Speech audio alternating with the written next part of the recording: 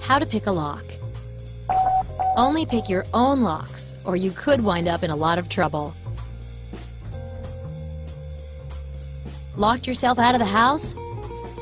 Most common pin and tumbler locks can be picked with a little luck and finesse, so before you call a locksmith, try this. You will need a paper clip or safety pin, and a tension wrench. Optional, a second paper clip. Step 1. Get a paper clip or safety pin and bend it straight. Now make a slight upwards bend at the very end. You can buy a professional lockpick set at a hardware store. There's a basic size intended for American locks. Step 2. Insert your wrench into the lower part of the keyhole. That is, the side opposite the one where the key's teeth would go in. Step 3. Figure out which way the lock needs to be turned to open by turning the wrench clockwise and then counterclockwise. You'll feel which way has more give. Step 4. Turn the lock the correct way with the wrench, putting slight pressure on it. Hold the wrench in place. Step 5. While keeping pressure on the lock, insert the paper clip into the top part of the keyhole. Step 6.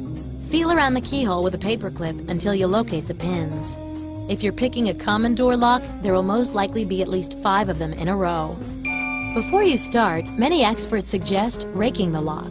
Straighten your second paper clip, put a few bends at the wire's end, and, with no pressure on your wrench, shove it to the back of the lock. Now pull it out quickly, pressing against the top of the lock while gently turning your wrench. You might just set a pin or 2 that way. Step 7. Now for the actual picking.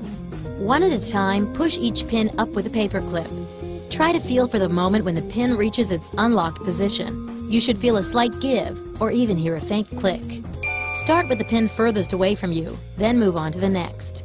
Step 8.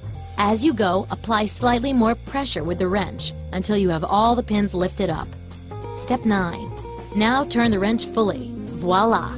The lock will pop open. Did you know wooden locks were used as far back as 4,000 years ago in ancient Egypt?